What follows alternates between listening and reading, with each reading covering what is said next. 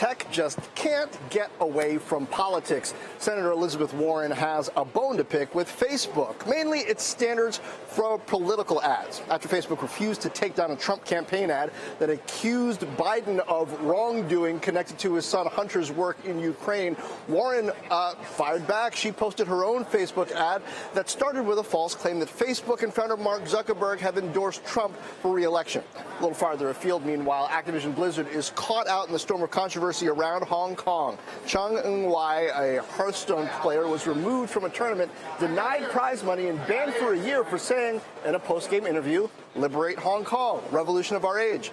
ATVI has since softened a little, saying they'll let him have his $10,000 prize money and ban him for just 6 months. Well, welcome to Fort Knox, rich ideas and powerful people. I am John Fort from CNBC, here at the New York Stock Exchange, this time in Lower Manhattan. With me this week to talk free speech and more from LA, Mike Jackson is CEO and principal at Modus One and founder of 2050 Marketing. And here in New York, Nilay Patel is the editor-in-chief of The Verge, also known for The Verge Cast. And vodka brands. So great to have both of you. Mike, so is this even a fair expectation, taking Elizabeth Warren and Facebook first, that she seems to have here? I mean, 5 years ago, it was a case out of Ohio. District Court Judge Timothy Black said the government shouldn't be in the business of policing what's true and false when it comes to political advertising, unlike product advertising. So if the government can't do it, why should Facebook? Well, it's a complicated challenge for Facebook because it's almost like they're like wanting or inviting regulation, if you will. Obviously, if you're a broadcaster, you can't run deceptive ads. You do go through great lengths to approve the content, and in this case, Facebook should really police itself. And changing the policy the day before you get a multi-million-dollar campaign buy from the Trump campaign, that's just inviting regulation in my mind.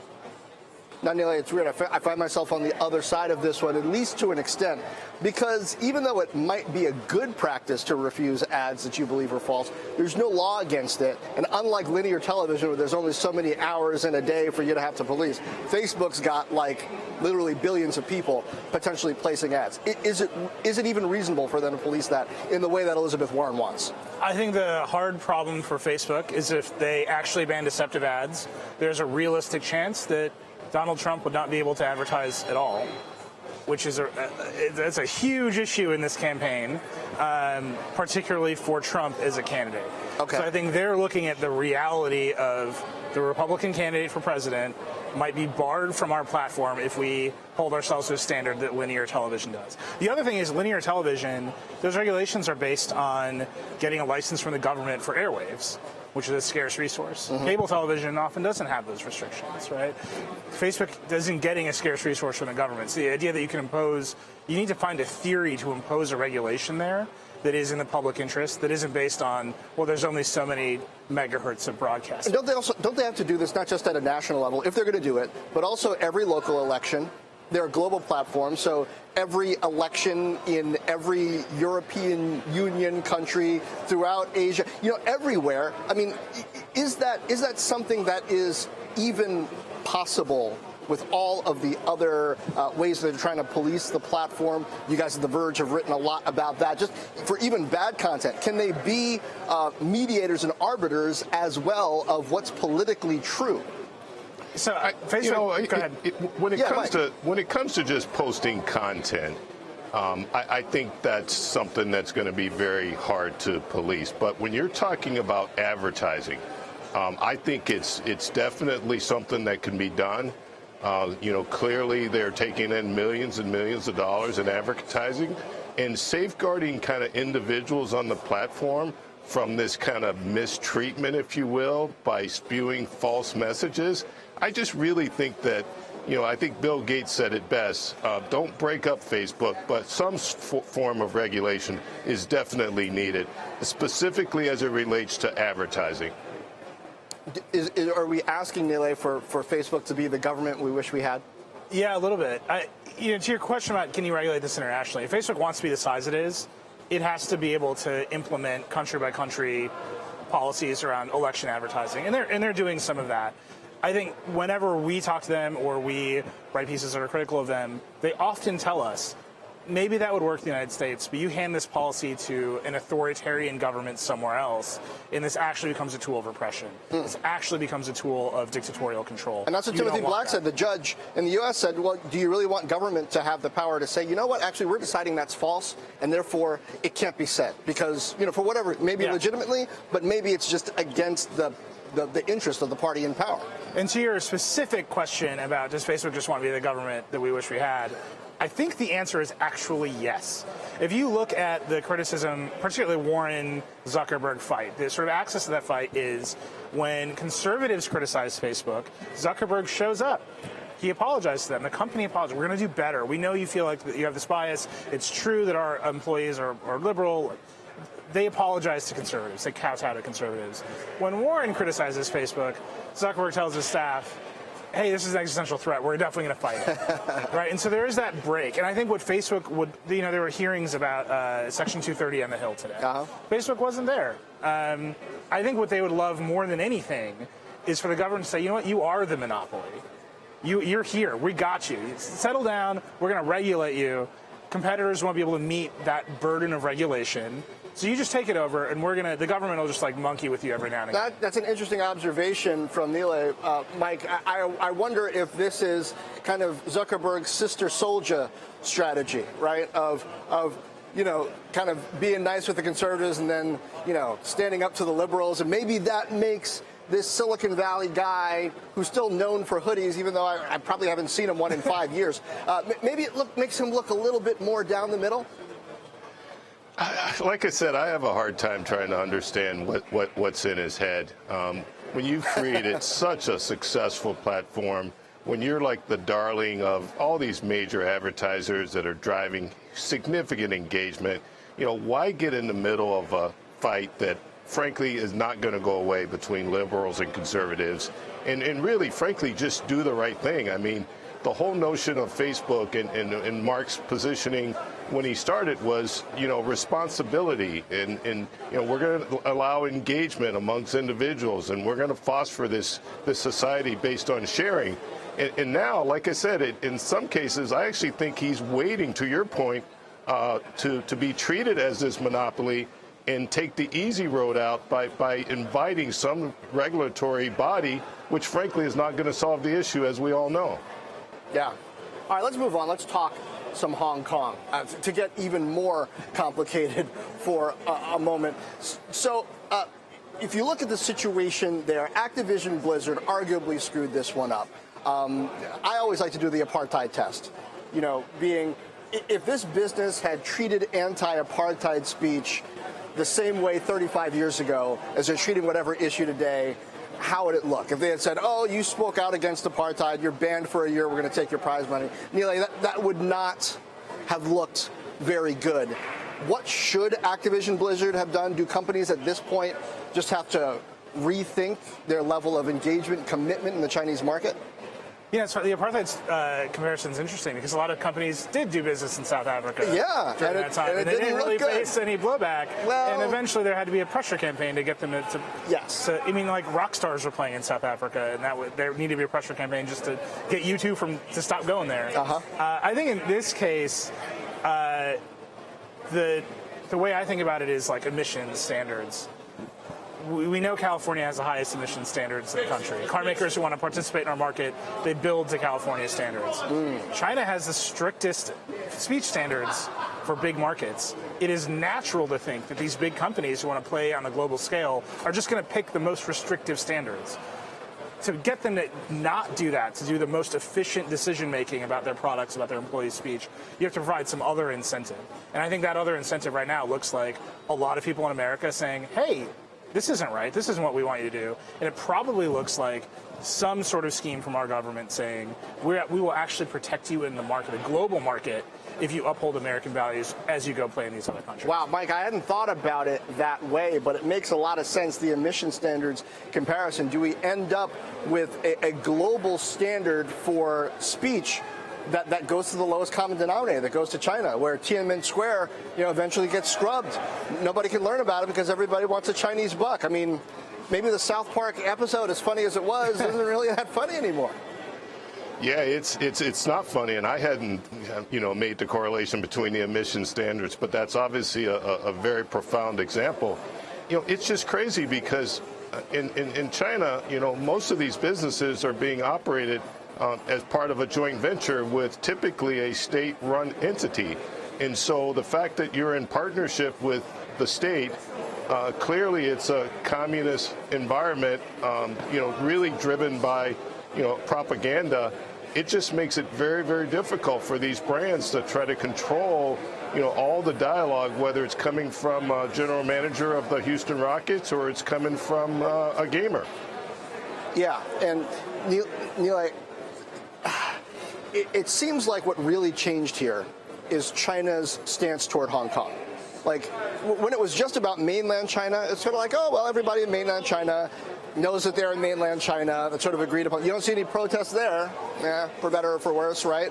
Really, for worse, for where we sit here in the U.S. But Hong Kong was supposed to have a level of freedom, a level of democracy that was different. China's pushed back on that, and now, is it okay for Western brands to sort of be willing to impose mainland China standards on this territory that was operating under different auspices?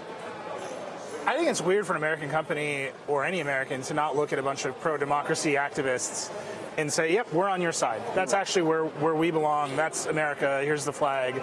It's particularly weird for our sports leagues to pick sides. The NBA is notable for being an outspoken, player-driven league. It's weird for LeBron James to be like, maybe you shouldn't have said that. Think about the number of social causes that he's been involved in. At the same time, I think overall what we're seeing across even our economy just domestically is it is profitable to have the right values right now in America. You're Nike, you're siding with Colin Kaepernick. Why is he out the league? Because he spoke his mind. But isn't it also profitable to have the wrong values? Yes. But sometimes. We're in a 10-year bull market, Mike. Everything seems to be profitable. Maybe that's the problem. It's profitable to be socially conscious. It's profitable to do business in China. Yeah, and to your point, it's a very crazy, confusing issue because it was really easy. I did business in my career in China, and frankly, it was very easy to stay away from in a business environment talking about Tiananmen Square, if you will. But you translate that to Hong Kong and maybe even Taiwan now, who obviously are very afraid as it relates to what's happening in Hong Kong. And then you look at the fact that the NBA has a $4.5 billion advertising joint venture with a Chinese entity. So it's almost like, I agree, just taking the lowest common denominator, supporting free speech, and then dealing with the joint venture issues that are ultimately going to come from the Chinese state-controlled entities. Yeah, and I think the other piece here is that the promise of globalization, and particularly the internet as it relates to globalization, is that American values would spread. Mm-hmm. That America's culture was actually our biggest asset, whether you're talking about just Hollywood movies, whether you're just talking about the culture of entrepreneurship, that what we're going to export is American values, the American market system. And what we're finding right now is the Chinese government and its sort of associated entities has enough money to make our industry rethink whether or not they're going to enforce their value system abroad in exchange for money.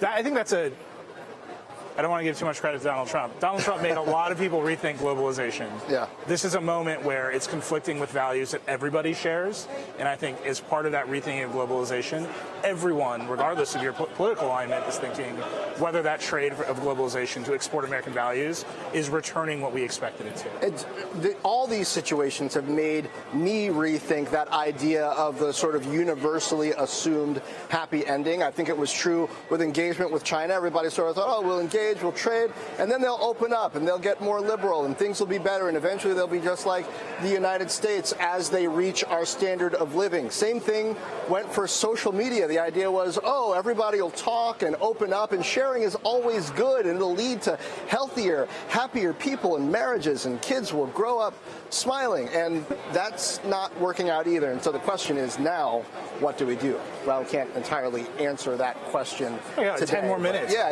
let's figure we can it out. fix it. But instead of fixing it, we are going to get those digits, some numbers that caught my eye this week. First up, Siri, give it to us. 7.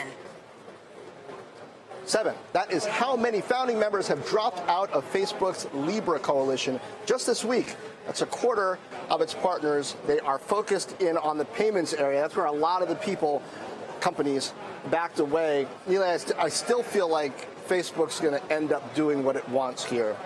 I mean, they're going to build Libra. Yeah. That's what it wants to do. It's going to build Libra. You know, they had their first charter meeting in Geneva this week. We saw the dropouts come before that. That was a real make-or-break test for Facebook. Right, signed everybody up, had the hype moment. Okay, now you got to show up and help us write the charter. You're going to really come on board. I think it's better that people dropped out before that moment. Right, so now the project is real. They're writing its charter. They're going to start building it. They're going to face the regulatory scrutiny. The people who are on board are now committed. Whether they're going to get the additional set of commitments they need, or whether they're just going to continue to be a laughingstock both in sort of the financial regulatory community and the cryptocurrency community, that remains to be seen. Mike, what do you tell Facebook to do at this point from a total brand and reputation standpoint? Clearly they see this currency as being key to their future in the sense that, I mean, I think it's about the wallet. You know, they figure if they can spearhead the creation of this currency, then they can connect the dots between advertising and actual spending, and they get even more powerful. But if they're going to do that, they thought that bringing companies together was going to be the answer. Do they now have to bring governments together, or do they have to back away from the project? What do you think?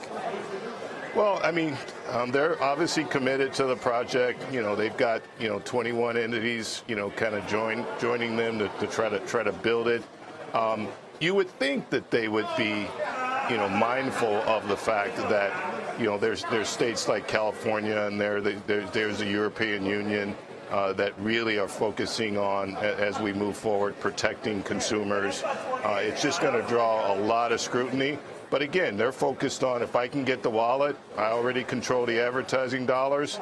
I've got privacy, kind of under my realm of responsibility, and I can take over the world. I hate to say it, I just don't trust that they've got the best interests of the audience in mind. I think they're basically chasing the wallet, as you said.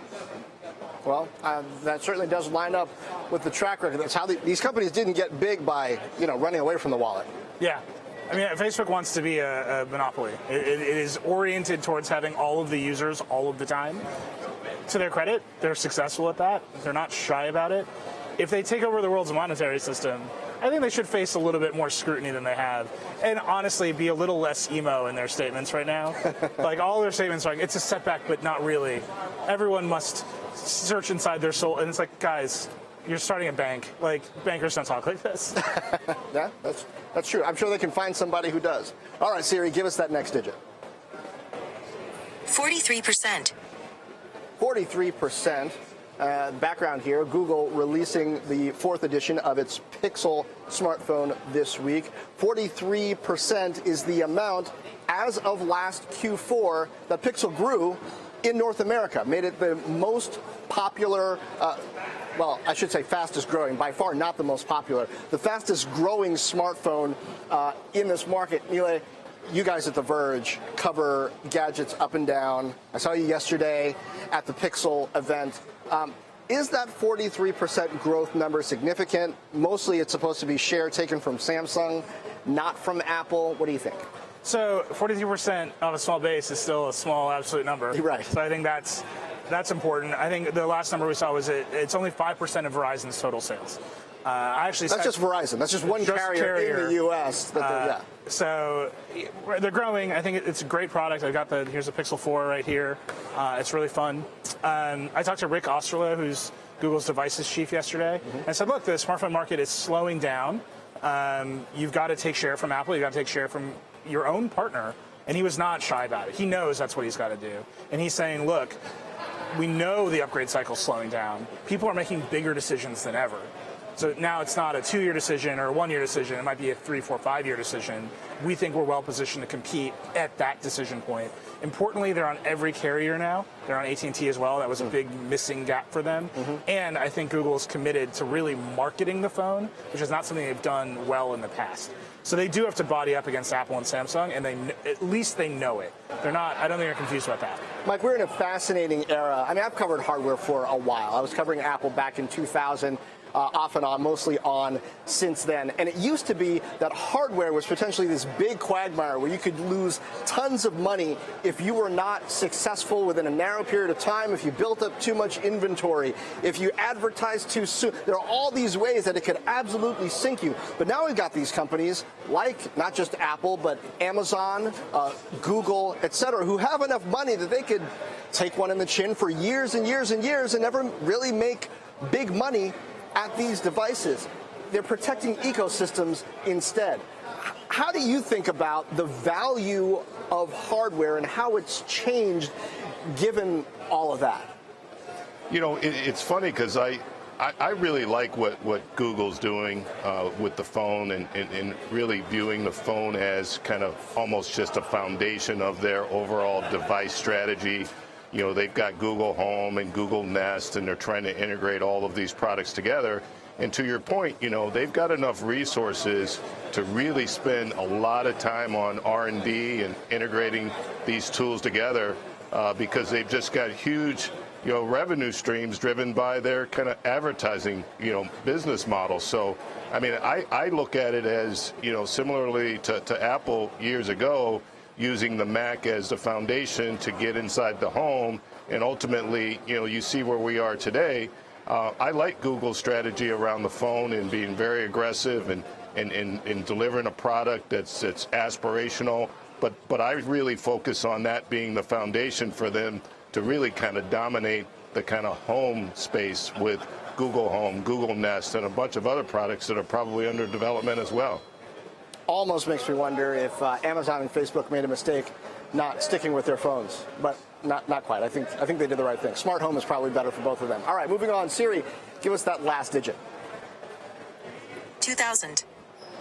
2,000 is how many additional people WeWork is expected to lay off this week, according to a report out of The Guardian. Mike, WeWork, I mean, it's like fish on the counter. I don't know if I've seen something turn bad so quickly, at least in terms of the direction of hope to kind of, everybody thinks that WeWork now looks terrible and is finding all the problems right after the prospectus came out. Is this fixable? You know, it's a very tough situation, and I try to focus on that there's probably a lot of very, very good people there who joined WeWork at the start, you know, came up with all sorts of great ideas, strategy, probably had millions of dollars on the table as it relates to, you know, when they did make a successful public offering, and all of that kind of blows up based on the fact that you've got, you know, a CEO, founder, leader who clearly was focused on doing what was best for him and left the company in a very tough situation. I'm concerned that they may not survive this onslaught. We've seen this before, Neil, and CEOs, founders who are kind of self-centered. A lot of times it works out for big name companies. What's the difference here? Is the fact that you're playing with actual stuff like real estate as opposed to software? I think so. There's no software margins there, and I think you see these layoffs. They're getting rid of a bunch of businesses that made no sense. They're closing down their school. Their apartment situation here, We Live, seems like it's going to eventually fade away over time. Their business model is not necessarily wrong, right? SoftBank gave them a ton of money. They bought a bunch of real estate. They're going to rent out that real estate at a premium to small businesses of all kinds. If they just focus on that, there are comps in the market that are making solid money doing that. They're just not world beaters the way that a Facebook is or a Google is. I think a lot of this recognizes that reality. Do you think it's a tech company? No, absolutely not. Right, okay. So, Mike, how much of this, too, is people wanting to put tech on everything?